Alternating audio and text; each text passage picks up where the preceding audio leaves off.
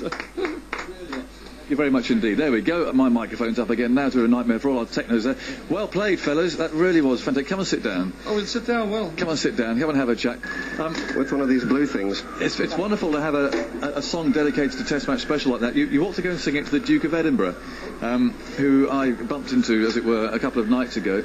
At a dinner, and he said, "Oh, I never listen to you lot." He said it takes at least 10 minutes to get the score.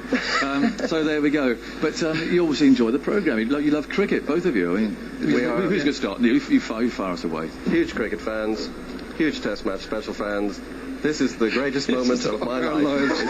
Oh, steady on. We simply can't even talk. Two Irishmen. Well, you can sing, all right. Well, we gave it a week to sing. The only reason we made the album. Yeah, you are Irishman, and Irish cricket's doing pretty well at the moment, isn't it? So yes. In fact, it's no big surprise that you're Irish cricket lovers. It'd be brilliant if you'd stop nicking our best players. Yes, I know. We have been doing that. I have to say, I mean, you could be a Victorian cricketer. I mean, the side balls. You like them? Yeah. Are they specially grown for the? They were specially grown, especially. Someone's got the sort of WG Grace. I have the Gert as well, of WG Grace, as well as the beard. So it's good for radio.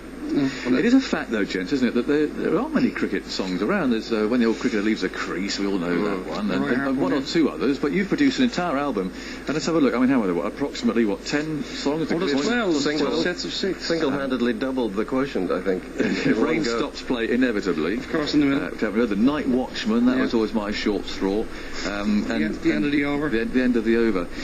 I mean, has cricket always played a part in your lives? Why are you writing about cricket? Well, actually, I wasn't much of a sportsman at school, but it was when I left school and I was waiting for the wider world to accept my obvious genius that I had to, read a lot of long intellectual novels and watch a lot of cricket, really, because that's all I had to do. And